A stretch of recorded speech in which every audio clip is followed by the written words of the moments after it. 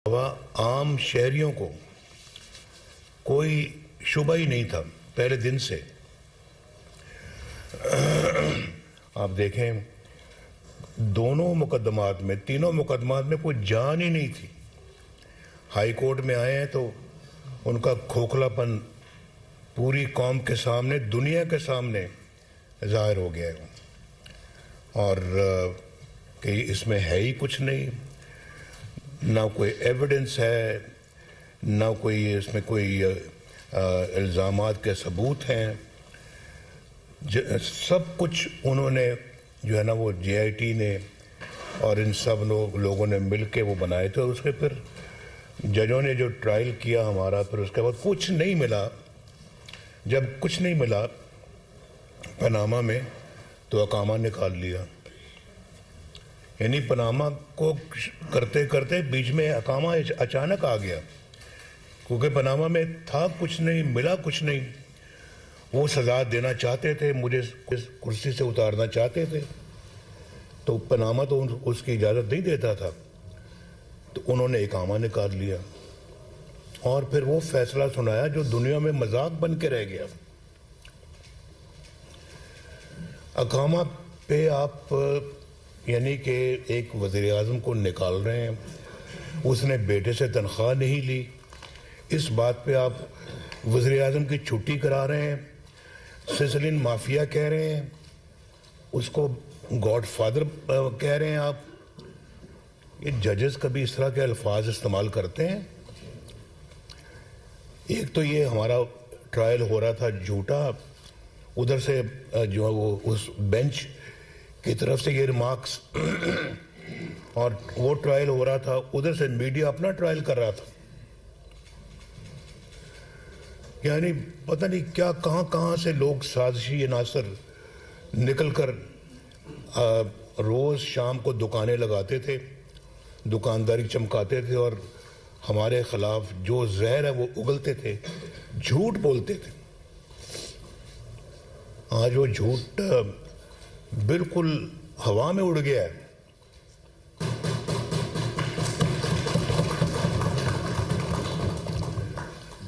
कल जब वहाँ में मैं था तो मुझे अपना जो है ना वो वहाँ पूछा, दोस्तों ने मुबारकबाद दी, तो मुबारकबाद लेते तो इंसान के मुंह पर ज़रा एक इत्मीनान सा आ ही जाता है ना जी, ज़रा थोड़ा सा इंसान मुबारकबाद वसूल करता है तो वसूल भी अच्छे तरीके से करनी चाहिए। लेकिन जो दुख हमें दिए गए हैं उसका कोई मुदावा है? क्या मुदावा है उसका? और आप ये देखें कि मैं लंदन में मौजूद था, मेरे साथ मरियम भी थी, तो हमने दरख्वास्त की कि भाई हम आ रहे हैं, हमारे आने पर आपने जो फैसला सुनाना है वो आने पर सुनाए, मैं कोर्ट में आ रहा हूँ। लेकिन उन्होंने ज़रा भी बात नहीं मानी। मैं नायब कोर्ट की बात कर रहा हूँ। उन्होंने फैसला सुना दिया, मुझे 10 साल कैद सुना दी, मरियम को 7 साल कैद सुना दी, जायदादें जब्त कर ली जाएं, जुर्माने, बड़े बड़े जुर्माने जो ना वो डाल दिए हमारे ऊपर। तो मेरी अहलिया आखिरी सांसें ले रही थी वहाँ पर और मैंने कहा मरियम को, मैंने कहा कि अल्लाह ताला इनको शफाअत आ फरमाए, चलते हैं पाकिस्तान सज़ा सुनने के बाद। मैंने कहा बिल्कुल जाते हैं और जो है वो भुगतेंगे सज़ा। जाली मुकदमा है, अल्लाह ताला पे हम अपना मामला छोड़ते हैं, लेकिन हम ये नहीं करेंगे कि हम सज़ा सुनने के बाद यहाँ बैठे रहें। मेरे साथ गई, आखिरी दिन तक मेरी अहलिया भी होश में नहीं आई, उनको वहीं हम अस्पताल में ICU में छोड़ के आए। कभी कभी मैं सोचता हूँ शायद पता नहीं मुझे उनके साथ रहना चाहिए था। वो बड़े क्रिटिकल दिन थे उनके लिए, ज़िंदगी के लिए। तो डॉक्टर्स ने मुझे कहा था जब मैं गया यहाँ से, तो हम बड़े खुश थे कि जा रहे हैं। मुकदमे के बीच में से हमें 1 हफ्ते की छुट्टी ली हमने उनकी तीमारदारी के लिए। लंदन गए हम, वो घर पे थे उन दिनों में, तो हमने कहा चलें आज शाम को जाएंगे, पहुंचेंगे, मुलाकात होगी। तो जब एयरपोर्ट पे उतरे तो हमें हुसैन लंदन एयरपोर्ट पे लेने आया। तो उन्होंने कहा जी कि आप अभी हम अस्पताल जाएंगे। मैंने कहा क्यों, क्या हुआ? कि रात को उनकी तबीयत बड़ी ख़राब हो गई, तो उनको आईसीयू में दाखिल कर दिया गया। हमें बड़ी हैरत हुई कि क्या बात हो गई एकदम। वहाँ गए तो बेहोश थी। तो जो डॉक्टर था वो अपना अंग्रेज़ डॉक्टर था। तो मुझे अपना उनके साथ मैंने कहा इनसे हम ज़रा बैठ के बात तो करें, पूछें कि इनकी कंडीशन क्या है। तो बेहोश थी। तो कहने लगा she has 1% chance of survival, 1%, और 99% ये कि ये नहीं सर्वाइव करेंगी। तो आप अंदाज़ा कर सकते हैं कि क्या हमारे ऊपर बीती होगी। तो हम वहाँ पे 1 हफ्ते के लिए गए, लेकिन उनकी तबीयत बहुत चूँकि ख़राब थी तो हमने एक्सटेंड कर दिया और भी। तो हम तकरीबन 1 महीना फिर वहाँ रहे। 1 महीने में वो होश में नहीं आई, और फिर यहाँ सज़ा सुनते पर वापस आ गए। जिस दिन वापस आए तो इत्तला मिली कि वो होश में आ गई हैं। लेकिन वो होश में आना ना आना हमारे लिए तो एक ही बराबर था, क्योंकि हमारा उनसे कोई फिर राब्ता नहीं हो सका, सवाए कि जेल से मैं हफ्ते में हम 1-2 मरतबा टेलीफोन पे जो परमिशन मिलती है कैदियों को, तो वो अवेल करते थे, तो उससे बात होती थी उनसे। लेकिन वो बात करने की पोजीशन में नहीं थी। लेकिन डॉक्टर्स कह रहे थे कि रिकवर कर रही हैं। बहरहाल वो अचानक फिर अपना तबीयत उनकी नासाज हुई। उनको फिर दोबारा आईसीयू में दाखिल कर दिया गया तकरीबन 3 महीने बाद। उन 3 महीनों में हम जेल वहाँ पे अडियाला में थे। तो वहाँ एक अजीब दास्तान है, वो मैं दास्तान सुनाना चाह रहा था। पहले भी आपने सुनी है, लेकिन वो एक मानी खेज किस्म की दास्तान है जो बार बार मेरी तवज्जो उधर जाती है और मेरे मुंह से ये बातें निकलती हैं, बार बार निकलती हैं। कई दफ़ा मैं सोचता हूँ कि मैं बार बार क्यों बात करता हूँ, लेकिन करनी पड़ती है। ये बातें याद रहती हैं और ज़िंदगी भर याद रहेंगी, ये नहीं भूल सकती। ये वो ज़ख्म है जो कभी भरेंगे नहीं। और जैसे मैंने लाहौर आके ये कहा था 21 अक्टूबर को कि मैं किसी इंतकामी जज्बे से यहाँ नहीं आया। मैं नहीं चाहता कि कोई इंतकाम लिया जाए, लेकिन हिसाब तो लेना बनता है।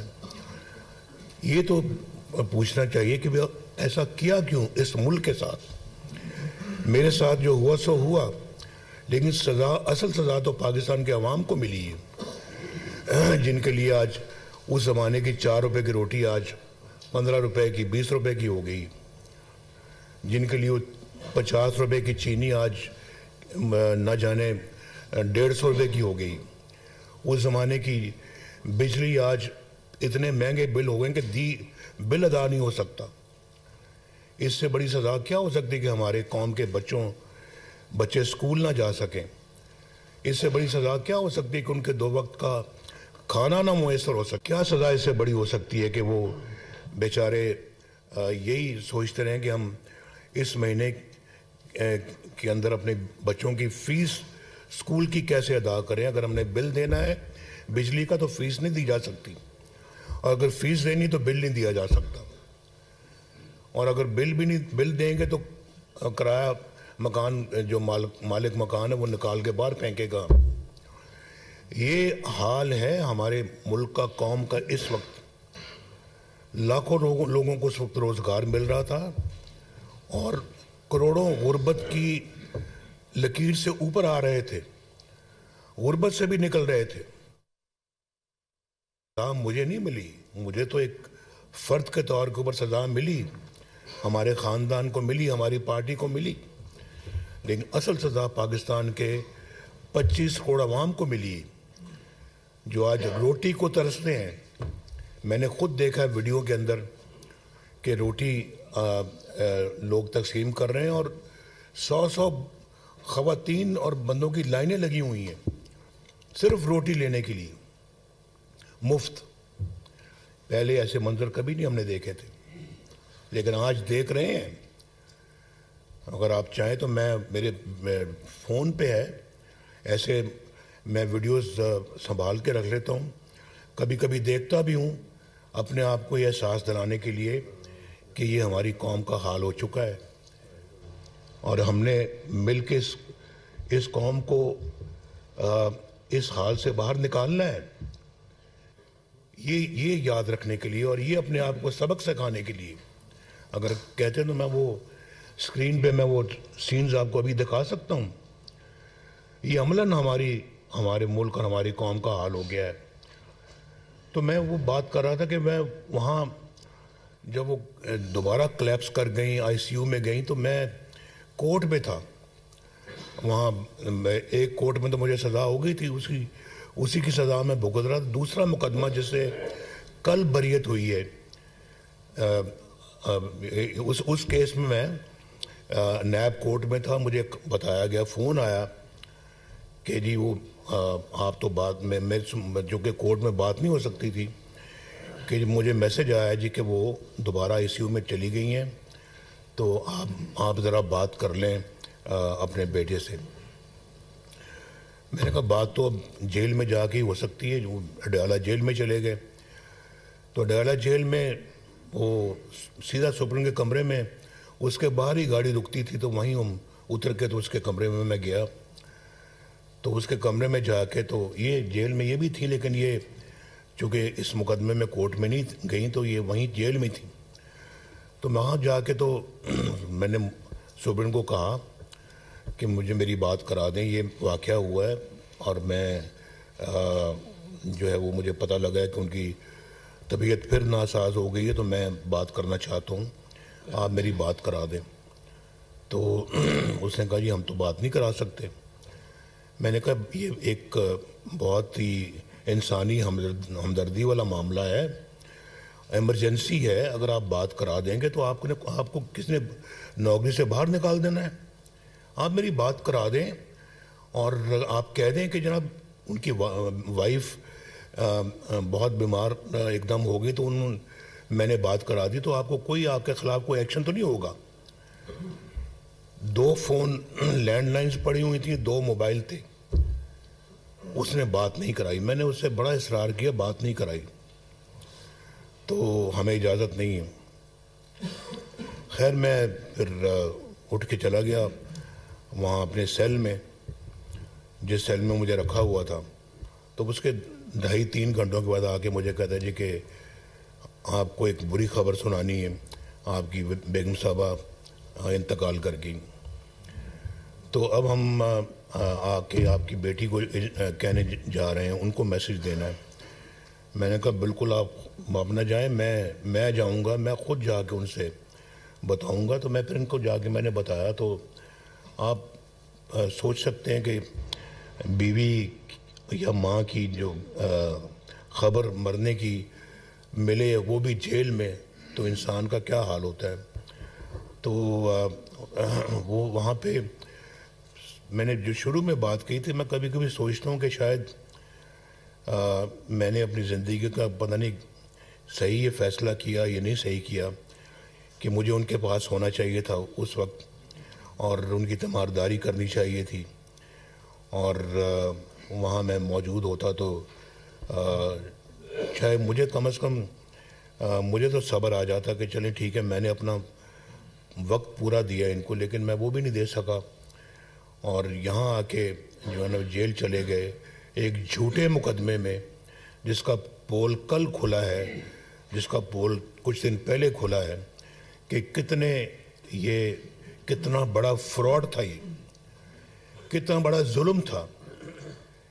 और निकालना एक अकामे पे वज़ीर आज़म को, फिर उसके ऊपर मुकदमे दायर करने झूठे, वो भी उसी बेंच का ऑर्डर था कि इसके खिलाफ मुकदमे किए जाए, नवाज शरीफ के खिलाफ। ये नैब का अपना फैसला नहीं था, नैब को ये हुक्म सुनाया गया था। और उसके बाद फिर जज बिठा दिया, जिस जज ने मेरे खिलाफ फैसला सुनाया था, उस जज को बिठा, जस्टिस एजाजुल हसन को मॉनिटरिंग जज लगा दिया कि जी आप बैठें और आप सुपरवाइज करें सारे मुकदमे को, कार्रवाई को, और आपने मतलब ये है कि जी आपने इंश्योर करना है कि नवाज शरीफ को सज़ा होगी और जल्दी से जल्दी होगी। वीकेंड्स पे भी कोर्ट लगा करेगी। इतनी जल्दी थी सज़ा सुनाने की कि वीकेंड्स में भी, और जज को छुट्टी भी लेने से मना कर दिया गया कि आपने ये काम करना है। ये इतनी बड़ी साजिश है इस मुल्क के खिलाफ जिसका आप अंदाज़ा नहीं कर सकते। ये इसलिए मैं बार बार ये बात करता हूँ। मैं कहता हूँ जी कि ये पाकिस्तान के खिलाफ और 25 करोड़ अवाम के खिलाफ ये एक्शन हुआ है, ये साजिश है, और 25 करोड़ अवाम को इसका नोटिस लेना चाहिए, पूरा नोटिस लेना चाहिए। मैं किसी इंतकामी जज्बे से ये बात नहीं कर रहा, लेकिन ये मामला बहुत सीरियस है। वो कौन लोग हैं जिन्होंने ये काम किया और क्यों किया, वजह पता लगनी चाहिए।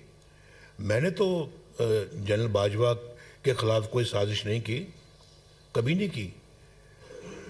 ना मैंने कभी जनरल राहिल शरीफ के खिलाफ कभी साजिश की है, ना कभी किसी और के खिलाफ कभी कोई साजिश की है। हमने तो अपना काम किया है। हमने तो सड़कें बनाई हैं, मोटरवेज बनाई हैं, बिजली की लोड शेडिंग को ख़त्म किया है, एटमी धमाके किए हैं, दिफा को मजबूत किया है। ये JS-17 जो पाकिस्तान बनाता है फाइटर प्लेन, इस मुआहदे में मेरे दस्तखत हैं उस पर, चाइना के वज़ीर आज़म के और मेरे मौजूदगी में ही हमने एग्रीमेंट साइन किया वहाँ पे। और उसके बाद पाकिस्तान में CPEC हम लेके आए अल्लाह के फजल करम से। पाकिस्तान की तरक्की 6.3 पर लेके आए। फॉरेन एक्सचेंज रिजर्व्स तारीखी थे हमारे ज़माने में, और उसके बाद डॉलर को बांध के रखा हमने 4 साल। यहाँ तो एक घंटे में डॉलर ऊपर नीचे जाता है, 4 साल बांध के रखा। ये बैठे हैं जिन्होंने ये काम करके दिखाया है, डॉक्टर साहब भी पूछे इनसे कि पाकिस्तान की तरक्की। और फिर हमने IMF को खुदा हाफिज कहा। भाई सब रिकॉर्ड की बातें हैं। जिस IMF का आज इतनी सुबह शाम मिन्नतें करता रहा, हमने खुदा हाफिज कहा। ये बैठे हैं, पूछे पाकिस्तान की तरक्की, पाकिस्तान का बजट जहाँ जो डेवलपमेंट बजट है वो कहाँ से कहाँ ले गए हम। आपके इलाकों में जो सड़कें बनी हैं, जो मोटरवेज बनी हैं, 10-10 घंटे का सफ़र आज 3-3 घंटे में हो गया अल्लाह के फजल करम से। वो ऐसे ही हो गया, डिलीवर किया अल्लाह के फजल से हमने। और सब्जियां सस्ती, चीनी सस्ती, आटा सस्ता, घी सस्ता, गोश्त सस्ता, भाई हर चीज़ सस्ती। महंगाई कम से कम लेवल पे थी। हमारे जाने के बाद महंगाई को दुगना तिगना चौगना कर दिया। यानी चौगना क्या, यानी कि कीमतें कंट्रोल में नहीं रही। और पाकिस्तान के अवाम को ये सबसे बड़ी सज़ा पाकिस्तान के अवाम को मिली। ये है वो सज़ा। ये सज़ा मुझे तो मिली, लेकिन मुझसे ज़्यादा, कहीं ज़्यादा पाकिस्तान के अवाम को दी। बताएं मुझे, ज़रा बताएं वो किस तरह से जस्टिफाई करते हैं ये सारा एक्शन जो उन्होंने इस कौम के ख़िलाफ़ किया है। मेरी वजह से, मेरी दुश्मनी में मैंने क्या बिगाड़ा था भाई? मैंने क्या बिगाड़ा था वो उस बेंच का, जिस बेंच ने ये सिसलिन माफिया भी कहा।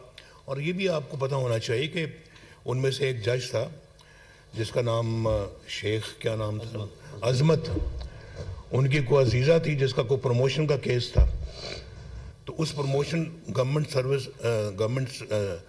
सर्वेंट थी वो, तो वो अपना मेरिट पे होना था। तो उस केस में, किसी केस में या उस केस में वो कहते हैं जनाब नवाज शरीफ को पता होना चाहिए कि अडयाला जेल में बहुत जगह है, मैं वज़ीर आज़म हूँ, और एक जज साहब ये रिमार्क्स पास कर रहे हैं अपने मुल्क के वज़ीर आज़म के ख़िलाफ़ कि उनको पता होना चाहिए कि अडयाला जेल में बड़ी जगह है। तो उनकी ख्वाहिश तो उस वक्त से थी मुझे अडयाला जेल भेजने की। तो अगर इस माइंड सेट से लोग आएंगे तो फिर पाकिस्तान का यही हशर होगा जो हम देख रहे हैं। इसी तरह होता रहेगा, खुदा न खास्ता होता रहा है, 1947 से ऐसा होता रहा है और ना जाने कब तक होता रहेगा अगर हमने सबक ना सीखा। ये बहुत अफसोसनाक बात है ये जो मैं आपके सामने कर रहा हूँ, और ये जो ये फेंक देने वाली बात नहीं है। जो मुल्को कौम ने जो कीमत अदा की है उसका हिसाब होना चाहिए। इंतकाम ना सही, मुझे इंतकाम से कोई गर्ज नहीं है। मैं ज़ाती तौर पे मैं किसी को ना माफ़ कर सकता हूँ, ना मैं किसी को अपना कोई राय दे सकता हूँ, लेकिन जो कौम जिन्होंने कौम के ख़िलाफ़ इस तरह के काम किए, मुझे कोई हक़ नहीं पहुँचता कि मैं उनको कह दूँ कि जनाब मैं भूल गया हूँ। मैं नहीं भूल सकता। इसका जो इसका ज़िम्मेदार है उसका हिसाब लिया जाना चाहिए, वरना मुल्क के साथ ये तमाशा, ये खेल होता रहेगा, ये बंद नहीं होगा। ये मैं जो बातें कर रहा हूँ ये बहुत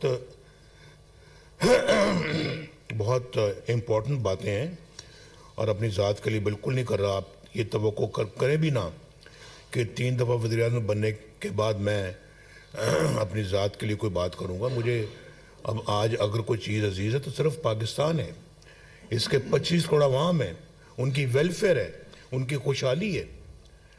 उसकी खुशहाली को अगर कोई बदहाली में बदलता है तो मेरा सबसे बड़ा दुश्मन वही है, इस कौम का दुश्मन वही है।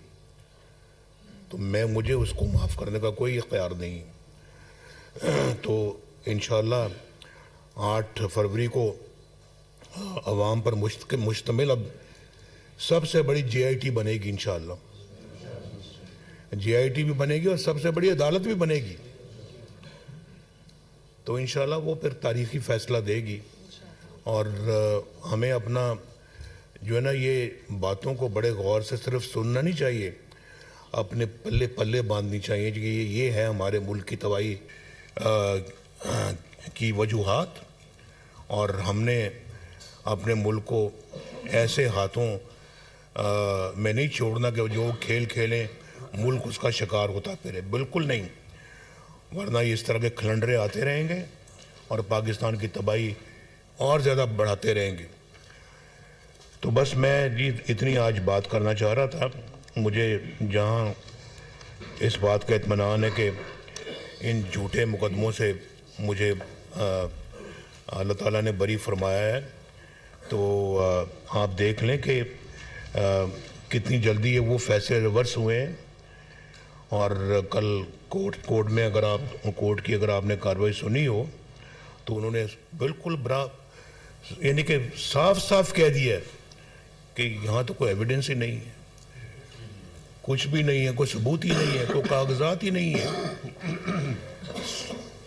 सारी एक साजिश के तहत, उन्होंने तो नहीं कहा लेकिन मैं कह रहा हूँ और दुनिया भी कह रही है, एक साजिश के तहत ये सारे मुकदमात बनाए गए और पाकिस्तान के 25 करोड़ अवाम के नुमाइंदे को धक्के दे के वज़ारत उज़्मा से बाहर निकाला गया और जेलों में डाला गया।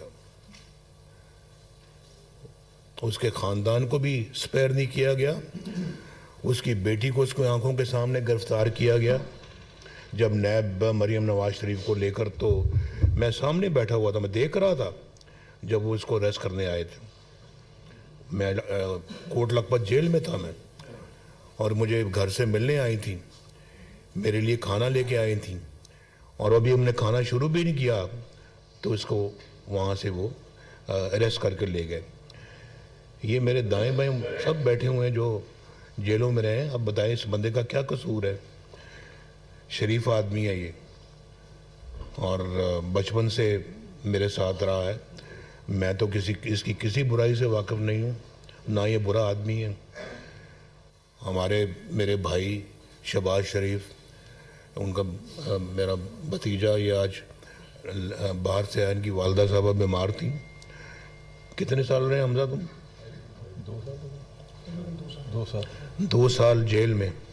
बताएं ज़रा, क्या कौन सा इसके पास सरकारी ओहदा था? क्या था इसके पास? 1999 में मेरा बेटा हुसैन, उसके पास कौन सा ओहदा था? 1 साल बल्कि 14 महीने मुशर्रफ की जेल में रहा वो। कौन सा ओहदा था उसके पास? क्या कौन सी वजारत थी? कौन सी उसके पास, कौन सा मशीर था वो? इसके पास कौन सा ओहदा था मरियम के पास? ये कौन सी को मेरी वजीर या मशीर थी? ये क्या है सब कुछ? ये सिक्काशाही है, इसको सिक्काशाही कहते हैं। और आप अपना जो दिल में आए वो कर गुजरें आप। ऐसे मुल्क तो नहीं चलते, ऐसे तो घर नहीं चलते, खानदान नहीं चलते, तो मुल्क क्या चलेगा? मुस्लिम लीग नून के कायद मोहम्मद नवाज किसी इंतकामी जज्बे से वापस नहीं आया, लेकिन हिसाब तो बनता है। जनरल बाजवा और जनरल राहील के खिलाफ कोई साजिश नहीं की। अल्लाह ने जाली मुकदमात से बरियत अता फरमाई। मेरे खिलाफ जाली मुकदमात बनाए गए। मेरे खिलाफ तीनों मुकदमात में कोई जान नहीं थी। पनामा में नहीं तो अकामा में बुला लिया गया। बेटे से तनख्वाह ना लेने पर एक वज़ीर आज़म की छुट्टी करा दी गई। अदालती ट्रायल के साथ मीडिया ट्रायल भी हो रहा था। कायद नून लीग नवाज शरीफ पार्लिमानी बोर्ड के इजलास से खिताब कर रहे थे। उनकी जानिब से मजीद कहा गया कि किसी इंतकामी जज्बे से वापस नहीं आया हूँ, लेकिन एहतसाब बनता है। मैंने जनरल बाजवा और जनरल राहील के खिलाफ कोई साजिश नहीं की। मैंने कभी भी किसी के खिलाफ कोई साजिश नहीं की है। मेरे खिलाफ तीनों मुकदमात बेबुनियाद थे और उनमें कोई जान नहीं थी। बेटे से